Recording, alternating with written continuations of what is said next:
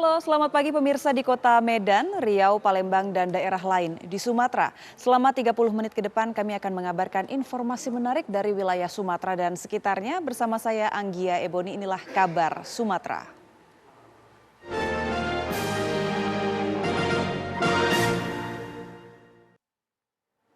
Dua pengedar narkoba diringkus Polres Bungo Jambi. Barang buktinya setengah kilogram sabu dan 1 kilogram ganja kering. Pengedar sabu ini diringkus di Jalan Lintas Sumatera kilometer 1 Kota Bungo Jambi dengan barang bukti setengah kilogram sabu. Pelaku Nasir ditangkap saat melintas mengendarai sepeda motor. Sementara di tempat berbeda, polisi menangkap seorang pengedar narkoba Effendi Yusuf. Effendi Yusuf diamankan di belakang Masjid Kota Bungo dengan barang bukti 1 kilogram ganja kering. Ganja dan sabu dibawa dari Aceh dan Sumatera Barat. Dan yang untuk sabu di jalur lintas ya, kondisinya di kota. Jadi kita makamkan setelah yakin bahwa memang lalu dilakukan paksa oleh narkoba dan memang ditemukan barang bukti tersebut. Polisi kini masih mendalami kasus ini untuk mengungkap jaringannya. Dari Bungo Jambi, Darlianto, TV One mengabarkan.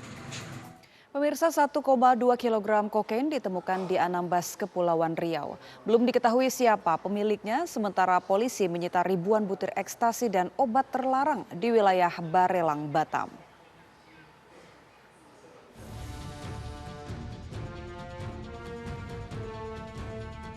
Inilah narkoba yang disita dari wilayah Barelang dan Anambas, Kepulauan Riau. 1,2 kilogram kokain ditemukan di wilayah Anambas, namun belum diketahui siapa pemiliknya. Sementara ribuan butir ekstasi dan obat-obatan terlarang, juga sabu dan ganja, disita dari 4 pengedar di wilayah Barelang, Batam. Narkoba tersebut berasal dari jaringan internasional diselundupkan ke Batam melalui jalur laut. Adanya peredaran narkotika dari luar itu karena letak geografis kita memang berdekatan dengan laut lepas dan masuknya itu sangat strategis. Untuk masuk pertama sekali adalah ke daerah Kepri, terutama yang pulau-pulau barangkali sedikit pengawasan oleh aparat. Polisi masih mendalami kasus ini untuk menangkap pihak lain yang terlibat. Dari Batam, Kepulauan Riau, Alboin, TV One mengabarkan. Aksi pencurian ban mobil di Deli Serdang, Sumatera Utara terekam kamera pengawas kurang dari 1 menit. Pelaku berhasil mencopot 2 buah ban depan sebuah mobil pick-up yang terparkir di depan rumah korban.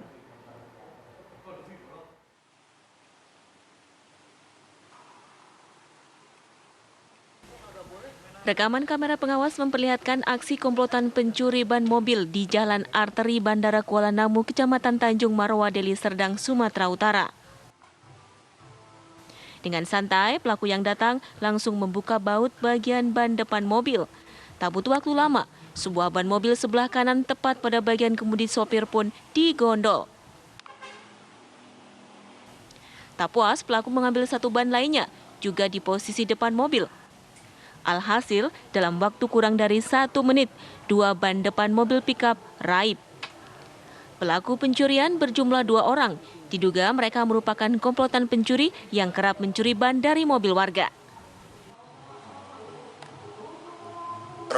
Kronologisnya itu lebih kurang bersekitar di jam 3. Lebih kurang di jam 3. Ya seperti hal biasa lah, karena di depan jalan, samping ini pun juga jalan. Yang namanya orang lalu lalang seperti biasa ya, kita nggak tahu kalau dia itu ibaratnya mengintai ataupun tidak. Tapi dengan kejadian seperti ini pun kita juga nggak tahu kan, taunya kita di pagi. Atas kejadian ini, korban berencana akan membuat laporan ke kantor polisi. Dari Deli Serdang, Sumatera Utara, Ahmad Sukri, Asmar Beni, TV One mengabarkan. Tim Satreskrim Polres Sarolangun Jambi berhasil menangkap seorang buronan pembobol sebuah minimarket di Kabupaten Sarolangun, Jambi.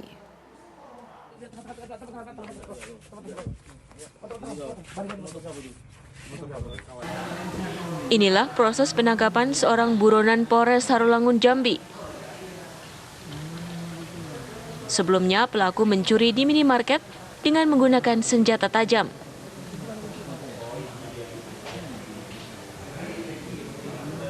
Pelaku sudah buron selama 7 bulan, merupakan seorang residivis dengan kasus yang sama. Dalam aksinya, pelaku menggasak isi minimarket sehingga korban rugi 30 juta rupiah. Macet Pusako Polres Sorlangun mendapatkan informasi keberadaan DPO atas nama Erpiansa dan langsung teman-teman mengamankan dan membawanya ke Mako Polres Sorlangun. Dari pengakuan Erpiansa, dia melakukan satu TKP yang di Sukasari, Alfamart Sukasari. Kerugian kurang lebih mencapai 37 juta rupiah. Atas perbuatannya, pelaku Efriansa dijerat dengan pasal 363 ayat 1 KUHP dengan ancaman hukuman penjara paling lama 5 tahun. Dari Sarolangun, Jambi, Darlianto, TV One mengabarkan. Kita ke kabar selanjutnya, pemirsa. Sebanyak 1.303 calon jemaah haji Bandar Lampung mengikuti manasik haji di Aula Masjid Agung Al Furqon. Pemkot Bandar Lampung memberikan subsidi biaya transit bagi jemaah haji.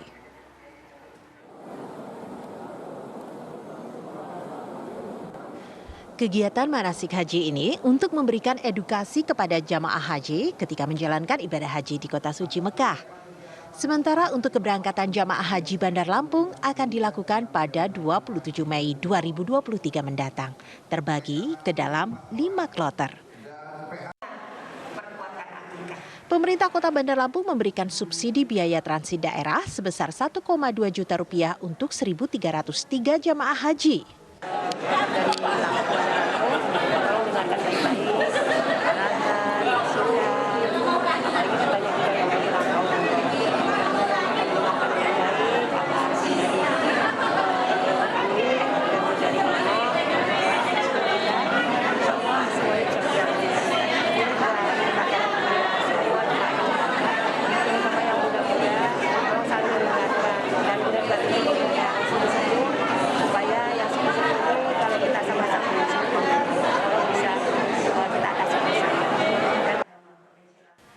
Lampung berpeluang untuk mendapatkan penambahan kuota jamaah haji hingga 300 orang dari total 8.000 tambahan kuota jamaah haji nasional. Dari Bandar Lampung, Pujiansyah, TV One mengabarkan. Pemirsa, jangan kemana-mana, kabar Sumatera masih akan kembali sesaat lagi. Tetap bersama kami.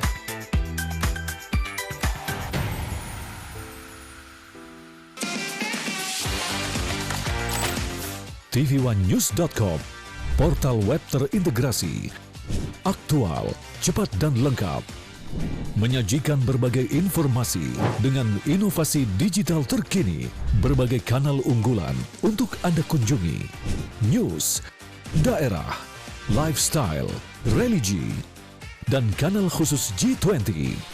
tvOneNews.com, aktual, cepat dan lengkap, layanan konten digital terbaik untuk Anda.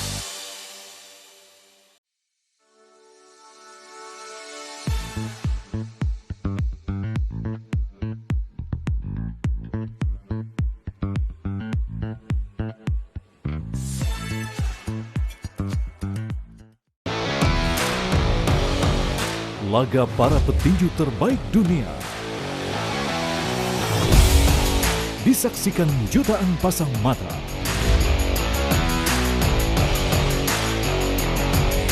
menyajikan kelas pertandingan yang berbeda.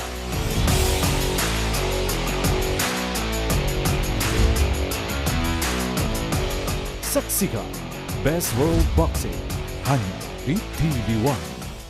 Assalamualaikum warahmatullahi wabarakatuh. Karena apapun yang dilakukan pemerintah, kalau rakyat tidak percaya, itu akan kehilangan trust. Saya percaya orang-orang yang duduk di pemerintahan tahu apa yang harus dilakukan. Peranan dari pemerintah daerah itu menjadi kunci memimpin untuk pelaksanaan penanggulangan COVID. Karena rumah sakit ini penuh, akhirnya tidak ada pilihan lain kecuali isolasi mandiri. Saksikan Catatan Demokrasi Selasa pukul 20 waktu Indonesia Barat live hanya di TV One. Kamu lagi chatan sama siapa sih sayang? Kok serius banget? Aku lagi nonton sinetron mas di TV streaming. Habis aku males nonton di TV kita, gambarnya banyak semua. Sayang, sekarang kan siaran TV udah digital. Tinggal dipasangin set-top box-nya, langsung nyala. Ih, keren banget mas. Aku pindah nonton di TV aja. Lebih enak nonton di TV kan daripada di handphone, nanti sakit matanya. Udah gitu siaran TV digital ini banyak banget pilihan programnya. Bersih gambarnya, jernih suaranya, canggih teknologinya. Siarannya gratis dan nggak pakai kuota internet. Sukseskan migrasi digital, siaran TV digital. Keren!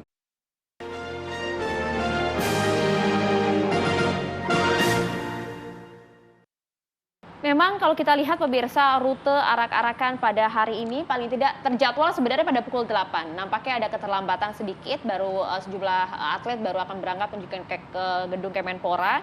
Untuk rutenya sendiri nanti akan dimulai atau diawali dari gedung Kemenpora dan kemudian berlanjut menuju ke Jalan Jenderal Gatot Subroto, kemudian menuju ke Jalan Sudirman, ke Bundaran HI. Di dalam Bundaran HI nanti akan ada sejumlah perhatian khusus juga apresiasi kepada timnas kita dan kemudian akan berlanjut menuju ke Jalan Sudirman hingga ke titik akhir yaitu di VIP Barat Stadion Utama Gelora Bung Karno. Yang Anda lihat di layar kaca kita saat ini adalah gambar yang kami siarkan secara langsung kondisi terkini di Gedung Kemenpora Republik Indonesia. Pemirsa, sudah nampak juga ada Menpora kita sudah hadir di sana. Dan juga kemudian kalau kita lihat ini tidak hanya sambutan meriah untuk timnas U22 saja yang sudah mengakhiri kemenangan manis dari kontingen Indonesia, tapi juga untuk menyambut seluruh atlet kita yang kemudian sudah bergabung dalam SEA Games 2023. Atlet timnas sepak bola kita sudah mulai bergerak nampaknya, kendaraan busnya sudah mulai bergabung bersama dengan sejumlah atlet yang akan sudah berkumpul di Kemenpora. Total pemirsa perolehan medali kita di SEA Games 2023, Indonesia, kontingen kita, sejumlah atlet luar biasa kita sudah mengumpulkan 87 medali emas, kemudian 80 perak dan 109 perunggu dengan perolehan yang luar biasa. Kalau kita lihat capaian timnas Indonesia di SEA Games 2023 Kamboja ini bahkan ya disebut-sebut dipastikan juga melampaui target perolehan medali. Sebelumnya Pak Jokowi paling tidak hanya menyebutkan targetnya 69 medali emas ya. Tapi nampaknya kemudian disalib oleh atlet-atlet luar biasa kita dan menyabet 87 medali emas. Bahkan juga kita sudah meraih ada sebanyak 8 cabang olahraga yang mencatatkan diri sebagai juara umum. Pak Bambang, tidak hanya membahas soal timnas, Anda juga salah satu begitu ya, yang kemudian sudah berhasil menyabet medali emas pada tahun 1991 lalu, juara umum juga, dan saat ini kita masuk di posisi ketiga. Sudah ada 8 cabur olahraga yang kemudian juga memenangkan juara umum, termasuk juga timnas kita. Maksudnya apa yang ditanya apa nih? Nah itu dia Pak, apresiasinya seperti apa? Apakah kemudian hal ini cukup menarik juga untuk Anda simak? Iya. Apresiasi untuk atlet itu harus Mbak, karena kan mereka juga punya masa depan. Jangan juga ketika mereka berprestasi diagung-agungkan, tetapi nantinya setelah mereka tuanya hidupnya kurang bagus gitu ya. Terutama atlet-atlet yang memang tidak ada kompetisinya ya. Kalau sejauh ini kalau Anda lihat banyak kan kejadian seperti itu. Minimal disalurkan bekerja atau ada beasiswa untuk mereka kuliah untuk masa depan gitu. Terutama atlet-atlet yang tidak ada kompetisinya. Kalau sepak bola ada kompetisinya, jelas. Ya kan. Ya, jadi ada penghasilan. Tetapi bagaimana dengan dayung, bagaimana dengan pelari gitu kan nggak ada kompetisinya itu. Nah itu harus diperhatikan.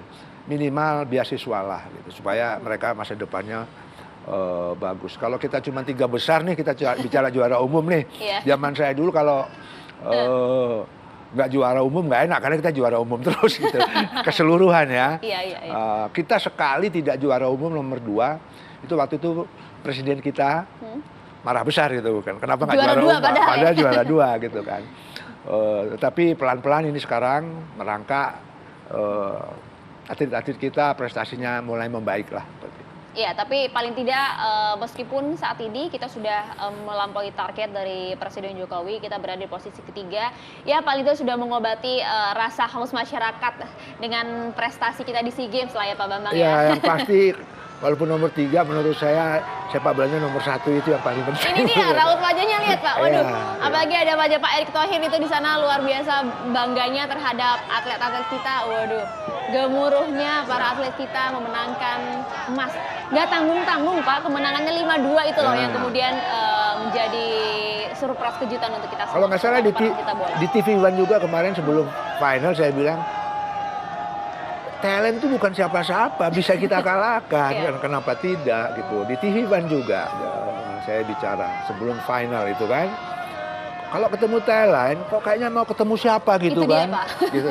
Tetapi anak-anak sekarang luar mentalnya biasa. Drop dulu gitu kan kalau enggak, anak-anak yang sekarang luar biasa mentalnya. Karena bisa 5-2, mereka ngejar 2 sama dengan tenang, dia bisa balas lagi 3-2 dan seterusnya sampai 5-2. Itu kalau tidak ada punya mental yang bagus, tidak mungkin terjadi. Gitu. Pada saat 91 Anda di final melawan Thailand juga Pak? Thailand, tapi kita adu penalti, menang.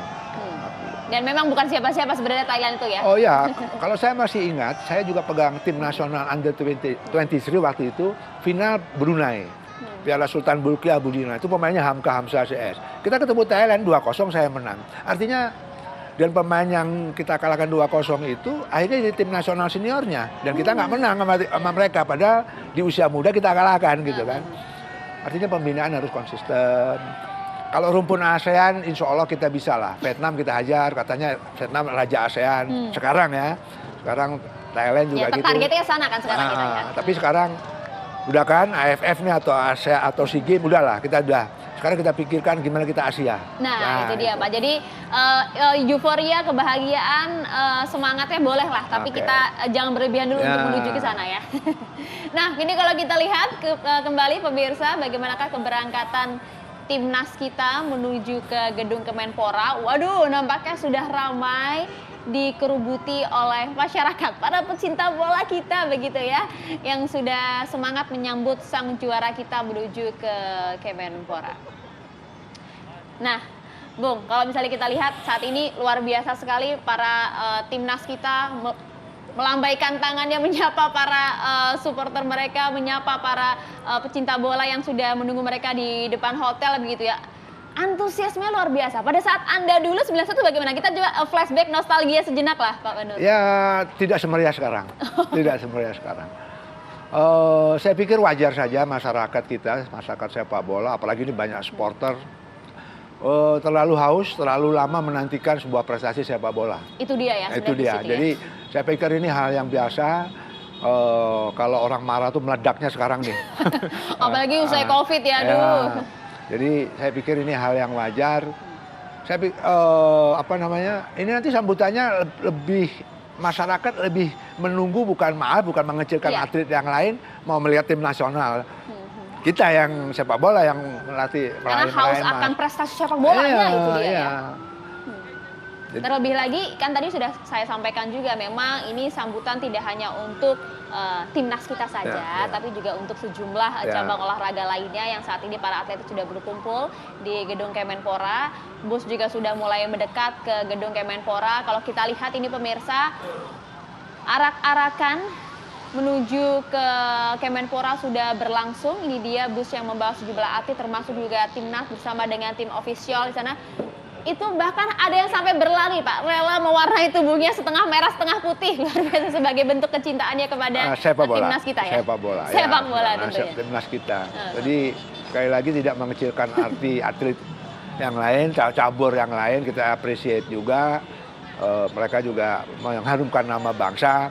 Tetapi sepak bola ini khusus karena 32 tahun tidak ada prestasi dalam SEA Games. Terus juga jadi makian masyarakat sepak bola. pesimistis banyak Itu masyarakat dia sepak sebenarnya bola. pesimistis yang kemudian mengejutkan kita semua dengan capaiannya. Dan ya, makanya juara ini ya seperti apa ya, ledakan ya. Kalau Anda lihat kemenangan kita saat ini, salah satu indikatornya apa Pak? Dari segi memang materi yang disiapkan oleh Coach Indra Syafrinya kah atau? Enggak, ya pasti faktor head coach-nya, tetapi bahwa di Indonesia ini bakat-bakat sepak bola itu nggak akan habis sebenarnya.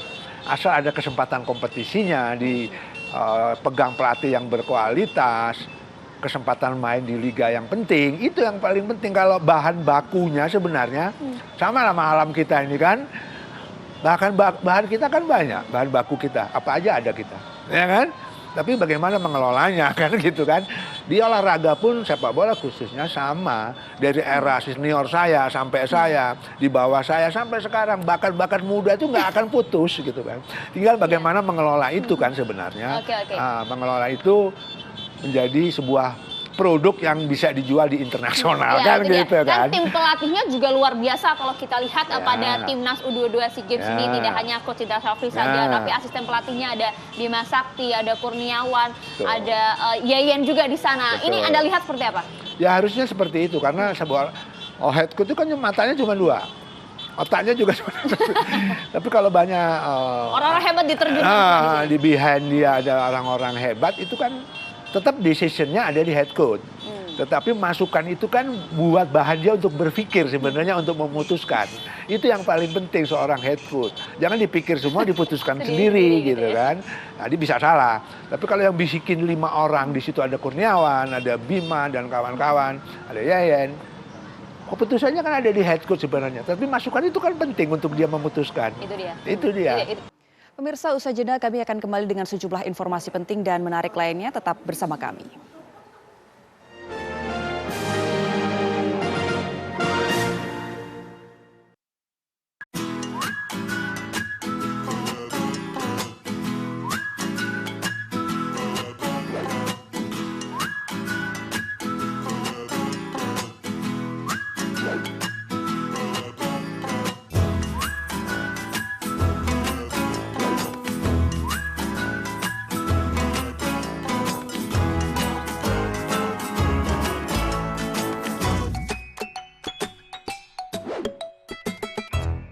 Menghadirkan informasi penting dan menarik. Kasus penularan varian Omikron di Jakarta Barat, lembaga negara kita memastikan kesehatan terjaga di dunia yang mereka menawarkan melalui media sosial. Semua tersaji lengkap menemani waktu siang Anda.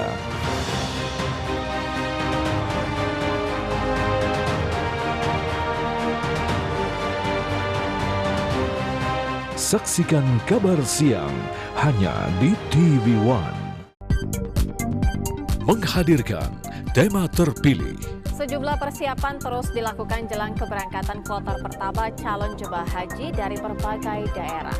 Salah satunya adalah persiapan asrama haji yang akan menyambut para jemaah haji. Informasi berimbang dan proporsional. Dukungan bagi para tokoh nasional untuk maju di pemilihan presiden 2024 terus bergulir.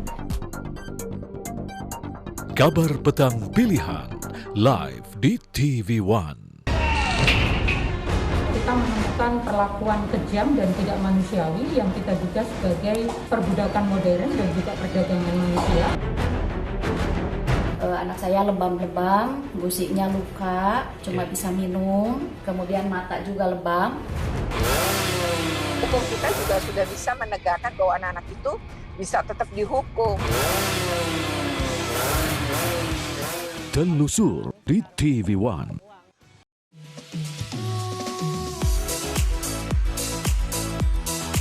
Agar tubuh menjadi sehat, diperlukan motivasi.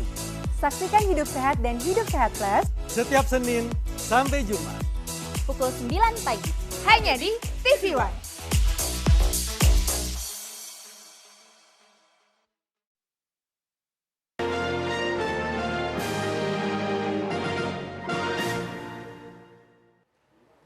Pemirsa, 3 dari 6 perusahaan pemegang tender 8 paket proyek lampu penerangan jalan alias lampu pocong yang dinyatakan gagal oleh Wali Kota Medan Bobi Nasution ternyata tidak memiliki alamat kantor perusahaan resmi alias alamat kantor yang didaftarkan adalah palsu. Alamat 3 perusahaan tersebut yang sesuai terdaftar di layanan pengadaan secara elektronik LPSE Kota Medan merupakan rumah pribadi perseorangan.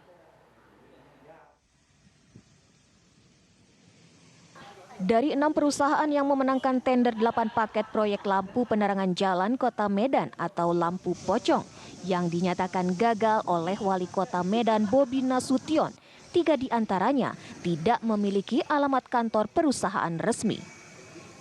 Sesuai dengan alamat yang terdaftar di layanan pengadaan secara elektronik LPSE Kota Medan, ketiga alamat kantor perusahaan tersebut merupakan rumah pribadi perseorangan.